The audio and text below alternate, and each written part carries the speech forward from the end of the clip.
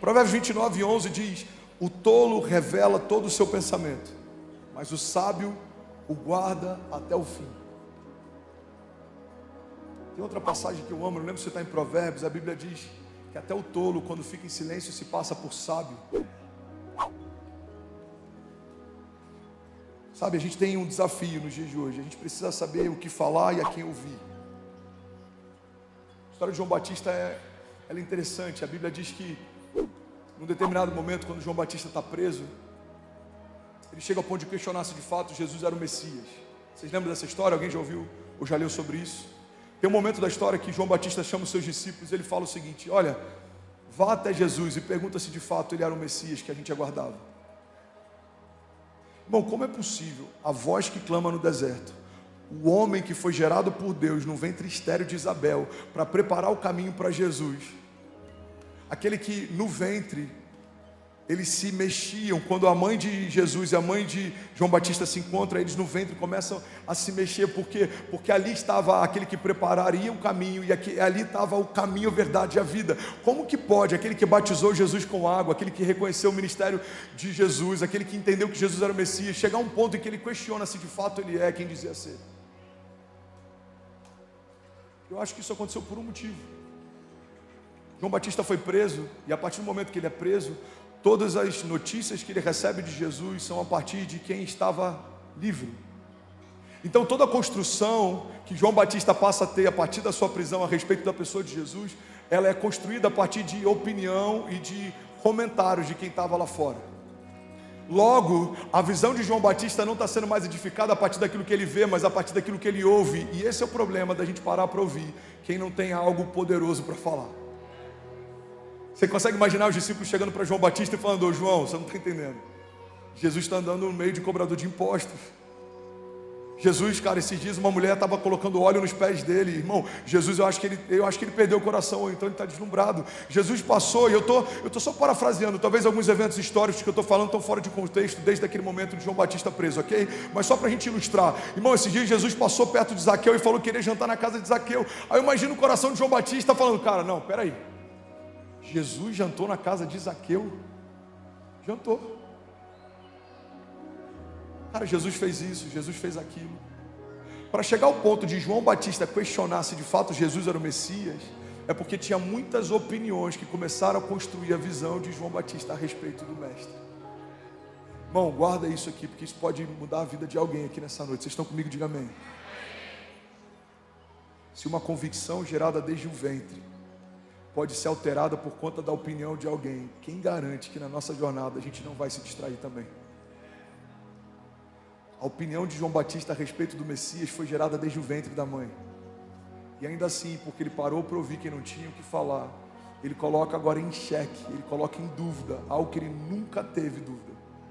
Irmão, se você começar a caminhar com pessoas que não creem em milagres, não tenha a menor dúvida, você vai começar a desconfiar de milagres também.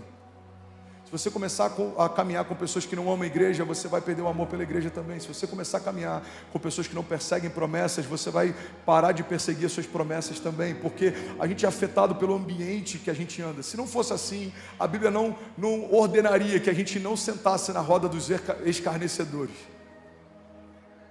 A Bíblia fala: não se assente com eles, não ande com eles, não coma com eles. Por quê? Porque a medida de fé, de paixão de quem te cerca começa a afetar a sua medida de fé e paixão. Você precisa andar com alguém mais apaixonado por Jesus do que você, alguém que vive mais milagres com Deus do que você, alguém que persegue mais as promessas do que você, alguém que flui no profético mais do que você. Por quê? Porque quando você começa a se cercar de pessoas maiores, melhores, mais crentes, mais apaixonadas, mais cheias de fé, mais cheias de fundamento, mais cheias da palavra, irmão, elas vão te edificando, elas vão te impulsionando, elas vão te empurrando. O problema é quando a gente começa a se cercar de pessoas que duvidam do que a gente quer crer, que não acreditam naquilo que a gente quer se mover mais. Irmão, é aquela história da mulher que quebra o vaso do perfume mais caro aos pés de Jesus. A Bíblia diz que o dono da casa e aqueles homens poderosos que estavam naquele lugar começam a questionar se Jesus de fato era um profeta, porque ele deixava que aquela mulher tocava aos pés dele. E a Bíblia diz que Jesus então se levanta e diz para eles: olha, vocês estão questionando se de fato eu sou profeta, porque deixa essa mulher tocar os meus pés com o seu perfume mais caro. Mas desde que eu entrei na casa, nenhum de vocês me recebeu com um beijo. nenhum de vocês me ungiu com óleo, nenhum de vocês me ofereceu água. Irmão, guarda isso. Quem não teve um encontro real com Deus sempre vai chamar de desperdício o que a gente chama de adoração. Para aqueles homens era um desperdício, o perfume era tão caro. Mas para quem teve um encontro com Jesus, aquilo era adoração. Alguns amigos no início da minha jornada, irmão, por que você se envolve tanto? Por que você está em tantos cultos? Por que você viaja em missões? Porque para eles que não entendiam, isso era só desperdício. Mas os frutos fizeram com que eles entendessem que aquilo era adoração. Eu, sem exagero algum, todos os amigos que me questionaram, em algum momento da minha jornada nos últimos anos, vieram para compartilhar algum testemunho que me edificou. Eles fizeram um bolão para ver quanto tempo duraria a minha conversão. O que acreditava mais na minha conversão, acho que apostou em 1 mês. Eu acho que 1 mês ele vai ficar firminho. Guarda isso, irmão. Tudo que é para Deus nunca é demais. Você nunca vai estar buscando demais, você nunca vai estar orando demais, você nunca vai estar jejuando demais, você nunca vai estar mergulhando demais, você nunca vai estar confiando demais, você nunca vai estar descansando demais. Alguém está comigo? Diga amém. Rick Warren diz que ser controlado pela opinião dos outros é uma forma segura de jamais atingir os propósitos de Deus para a sua vida. Salmos 37, 23 diz: os passos de um homem bom são confirmados pelo Senhor, e ele deleita-se no caminho. E ainda que caia, não ficará prostrado, pois o Senhor o sustenta com a sua própria mão. Alguém pode dizer glória a Deus por isso? Agora o segundo pilar, e eu vou correr bastante nesse, para a gente lidar com distrações. A gente precisa colocar em ordem as vozes ao nosso redor, a gente precisa colocar em ordem também a nossa fé. Fala com autoridade, fala: eu preciso colocar em ordem a minha fé. Irmão, se a gente perder tudo, mas não perder a fé, a gente não perdeu nada. Você já ouviu alguém com uma mentalidade empreendedora falando: olha, eu falhei X vezes e eu consegui recomeçar Y vezes? Por quê? Porque a minha mente, a minha mentalidade, a minha visão de mundo sempre faz com que eu construa e volte para esse lugar. Essa verdade, ela se aplica à fé. A mesma fé que fez você chegar a lugares altos, mesmo que coisas aconteçam e que mudem a rota, essa mesma fé vai levar você a lugares mais altos de novo. Por isso que a Bíblia diz que a glória da segunda casa será maior do que a da primeira.